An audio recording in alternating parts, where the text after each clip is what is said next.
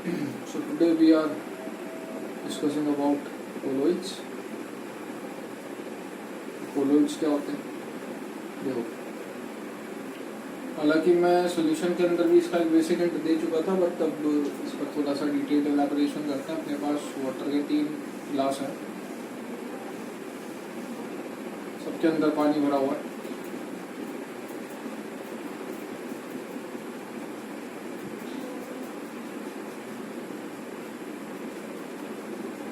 ठीक है, पहले के अंदर मैंने डाला सॉल्ट, दूसरे के अंदर मैंने डाली कर्ड, दही जिसे बोलते हैं अपन, तीसरे के अंदर मैंने डाली सेंड। तो जनरल नॉलेज से आप ये बता सकते हो कि इसके अंदर जब मैं सॉल्ट डालूंगा तो आपको डिसॉल्व करने पे पता नहीं लगेगा कि इसके अंदर सॉल्ट डिसॉल्व है कि नहीं। ठीक है ना, टेस्ट करके बता सकते हो। तो ना तो इसमें कलर का चेंज होगा भैया, ना आपको नीचे सॉल्ट एग्रीगेट होता हुआ मिलेगा। इस टाइप के सॉल्यूशन को अपन बोलते हैं ट्रू सॉल्यूशन, जिसके बेस पे पूरा सॉल्यूशन चैप्टर अपन पढ़ चुके हैं। यहाँ बात करूंगा मैं, तो आप सॉल्यूट और सॉल्वेंट के पार्टिकल को इंडिविजुअली सेपरेट आउट तो नहीं कर पाओगे, लेकिन इसका कलर जरूर चेंज मार जाएगा। तो इसका कलर चेंज मार गया, लेकिन आप सॉल्वेंट और सॉल्यूट के पार्टिकल को सेपरेट आउट नहीं कर पा रहे। तीसरा होता है सेंड। बेसिक नॉलेज से पता लगा सकते हो, या कलर भी चेंज होगा और आपको सॉल्यूट और सॉल्वेंट के पार्टिकल इंडिविजुअल दिखेंगे। Particles can be separated out.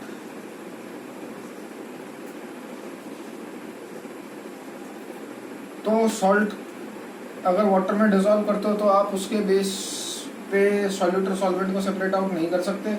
इसके अंदर आप सॉल्यूट और सॉल्वेंट को सेपरेट आउट नहीं कर सकते, लेकिन देख के पता चल जाएगा कि कुछ डिसॉल्व है, क्योंकि कलर चेंज मारता है। इसके अंदर ना कलर चेंज होगा, सॉल्यूट सॉल्वेंट के पार्टिकल को आप इंडिविजुअली सेपरेट आउट भी नहीं कर सकते, सेपरेट आउट भी कर पा रहे हो। ये 3 तरीके के सॉल्यूशन दुनिया में एग्जिस्ट करते हैं। इसको बोलते हैं ट्रू सॉल्यूशन, इसको बोलते हो जिसमें कलर चेंज हो जाता है लेकिन आप पार्टिकल को सेपरेट आउट नहीं कर सकते, known as colloids. And the third one is known as suspension, जिसके अंदर कलर भी चेंज होता है प्लस आप पार्टिकल्स को इजीली सेपरेट आउट भी कर सकते हो, सस्पेंशन। तो अगर बेसिक बात है, इसमें आप देख नहीं पा रहे, इसमें आप देख पा रहे हो बट सेपरेट नहीं कर पा रहे, इसके अंदर आप सेपरेट भी कर सकते हो, देख भी पा रहे हो। तब मैं आपसे कुछ एक नॉर्मल प्रॉपर्टीज पूछूंगा कि भैया वो नॉर्मल प्रॉपर्टी किसमें क्या होंगी। तो ट्रू सॉल्यूशन, कोलोइड, सस्पेंशन के अंदर अपन प्रॉपर्टीज के बारे में कुछ लिख रहे हैं। बेसिक बात है, आराम से आप इमेजिन कर सकते। मैं सपोज पूछ लेता, तीनों में से सबसे छोटे पार्टिकल किसके होंगे? ऑब्वियस सी बात है, जिसको नहीं देख पा रहे उसी के सबसे छोटे पार्टिकल होंगे। मतलब ट्रू सॉल्यूशन के अंदर पार्टिकल की साइज सबसे कम होगी as compared to colloid, and सबसे बड़ी साइज किसमें होगी? सस्पेंशन में, जिसमें आप इजीली देख पा रहे। ट्रू सॉल्यूशन में ध्यान रखिएगा, पार्टिकल की साइज अप्रोक्सीमेटली 10⁻⁻7 सेंटीमीटर या फिर 10⁻⁹ मीटर होती है। कोलोइड ये 100 नैनोमीटर से ज्यादा होते हैं, या इसको इनडायरेक्टली बोले तो 10⁻⁻7 मीटर से ज्यादा होते हैं। आगे बात करें अगर अपन किसकी, सस्पेंशन की, तो इसके अंदर सबसे बड़ी पार्टिकल्स मिलेंगे। इसके अंदर जो रेंज होती है वो 10⁻⁵ टू 10⁻⁷ सेंटीमीटर होता है, या फिर 10⁻⁷ टू 10⁻⁹ मीटर होता है।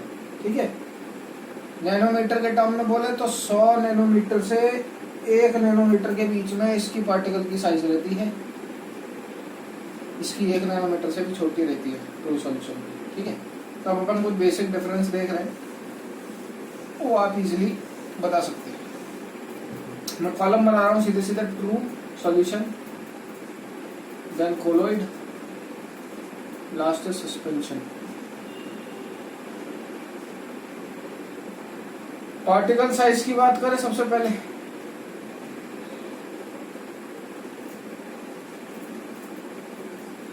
तो सस्पेंशन के अंदर पार्टिकल साइज 100 नैनोमीटर से भी ज्यादा होती है।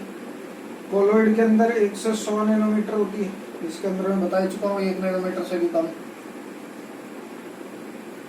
दूसरा, विजिबिलिटी, किसे देख पा रहे?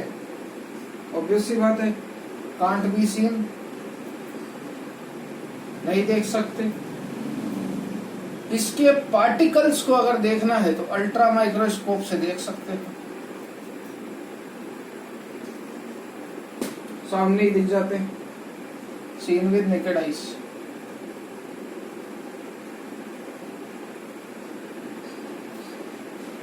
सस्पेंशन की बात करें, सस्पेंशन मतलब क्या आप चीजों को सेपरेट आउट कर सकते हो क्या? तो इसको तो अपन नहीं कर सकते। फिल्टर से, सिंपल फिल्टर से आप इसे सेपरेट आउट नहीं कर सकते, इसको भी नहीं कर सकते, सिंपल फिल्टर से नहीं कर पाओगे, ये हो जाएगा। लेकिन अगर अपन एनिमल मेम्ब्रेन ले, एनिमल मेम्ब्रेन याद है ना कहाँ यूज में आती है? ऑस्मोसिस, रिवर्स ऑस्मोसिस, वहां अपन ने semi permeable membrane, animal membrane, ये उससे भी नहीं होंगे, ये हो जाएंगे, ये तो हो ही जाएंगे। क्लियर है? तो ये 2-3 बातें थी। ठीक, एक इम्पॉर्टेंट पॉइंट और आता है टिंडल इफेक्ट का, वो टिंडल इफेक्ट और मैं डिस्कस कर लेता हूँ। टिंडल इफेक्ट और ब्राउनियन मोशन, क्योंकि आगे जाके ये आएगा। चौथा पॉइंट बोले अगर अपन टिंडल इफेक्ट, टिंडल इफेक्ट क्या होता है? स्कैटरिंग ऑफ लाइट, सॉरी गलत जगह लिख दिया। टिंडल इफेक्ट क्या होता है? टीई लिख रहा हूँ मैं टिंडल इफेक्ट को, TYNDALLEFECT effect. True solution, Tyndall effect क्या होता है?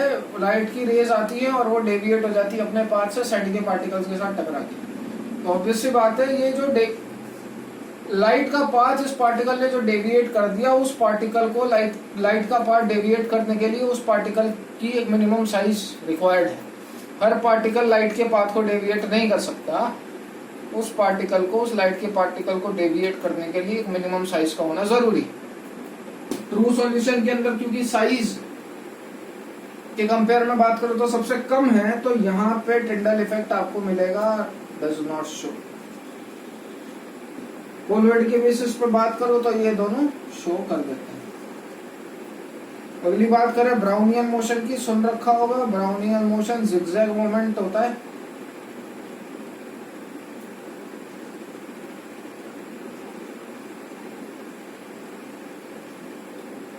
ये महोदय शो करते हैं Brownian motion, zigzag movement. Zigzag movement मतलब पार्टिकल कहाँ सबसे आसानी से तैर सकते हैं, और इसमें तो सेटल डाउन हो जाते हैं।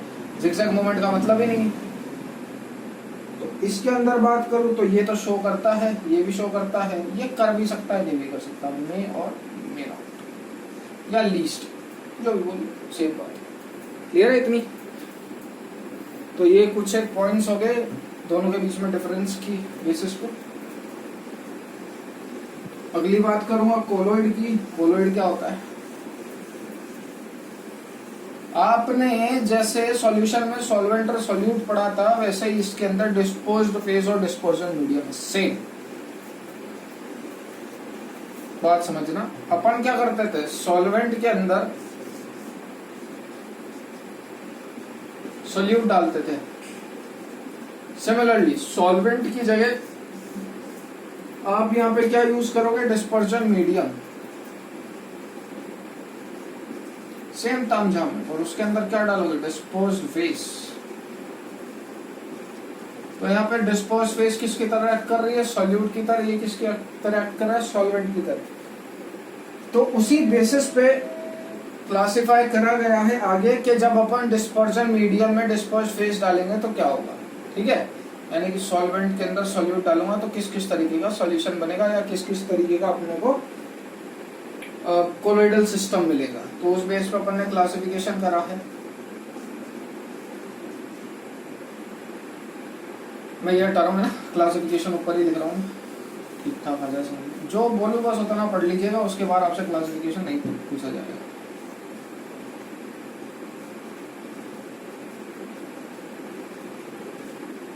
डिस्पर्स्ड फेस का मतलब समझिएगा क्या होता है।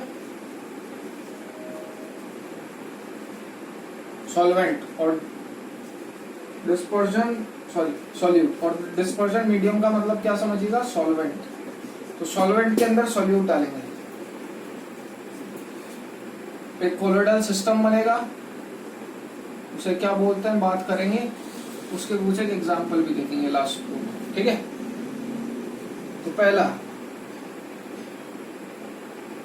गैस लिक्विड, मतलब क्या हुआ, लिक्विड के अंदर गैस प्रेजेंट है, लिक्विड के अंदर गैस प्रेजेंट है, सॉल्वेंट के अंदर सॉलिड प्रेजेंट है, डिस्पर्शन मीडियम के अंदर डिस्पर्स फेज प्रेजेंट है। इस तरीके के कोलोइडल सिस्टम को बोलते हैं अपन फोम और फ्रोथ, नाम से पता चल गया होगा। झाग जो प्रोड्यूस होते हैं लिक्विड होता है, लिक्विड के अंदर गैस के बुलबुले बनते हैं, फोम और फ्रोथ, सोप बबल्स इसका एक एग्जांपल है। दूसरी बात करूं, लिक्विड और गैस, एक बात हमेशा ध्यान रख लेना, जब भी सॉल्वेंट गैस होगा या जब भी डिस्पर्जन मीडियम गैस होगा, उस तरीके के कोलोइडल सिस्टम को आप बोलते हो एरोसोल। किसका एरोसोल, जो भी सॉल्यूट है उसका, तो ये हो गया एरोसोल ऑफ लिक्विड। सिमिलरली एक और आएगा सॉलिड के अंदर गैस, तो जैसा कि मैंने बोला जब भी डिस्पर्जन मीडियम गैस है उसे बोलते हैं एरोसोल, तो ये किसका एरोसोल होगा, सॉल्यूट का, यानी कि सॉलिड। इसका डेली लाइफ का एग्जांपल क्या है भैया, गैस के अंदर लिक्विड डेली यूज करते हो, फॉग, परफ्यूम जो भी है ना, दोनों टाइप की फॉग, जो आपको धुंध जो दिखाई देती है वो भी, और जो अपन परफ्यूम लगाते हैं वो भी, है ना। मिस्ट बोलते हैं उसे वैसे तो, जो धुंध वुंध जो मैं कहना चाह रहा हूँ, या मॉइस्चर जो भी है ना। इसके बेस पे बात करें तो इसके अंदर गैस इन सॉलिड का एग्जांपल स्मोक होता है, कार्बन के पार्टिकल्स है ना, गाड़ी में से जो निकलता है, डस्ट होता है। लास्ट अगर अपन बात करें एक और इम्पोर्टेंट है, वो है लिक्विड इन लिक्विड। लिक्विड और लिक्विड के काफी एग्जांपल्स हैं, इसे अपन बोलते हैं इमल्शन। ध्यान रखना आगे डेफिनेशन आएगी, जब डिस्पर्स फेज और डिस्पर्जन मीडियम दोनों लिक्विड हो तो इससे अपन बोलेंगे इमल्शन। इमल्शन का एग्जांपल होता है मिल्क या हेयर क्रीम।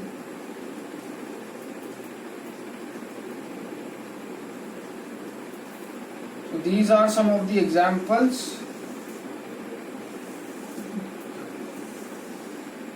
जब अपन ने on the basis of face classify करा था डिस्पर्स फेज और डिस्पर्जन मीडियम। ठीक है, नेक्स्ट अपन एग्जांपल्स अगली क्लास में देखेंगे।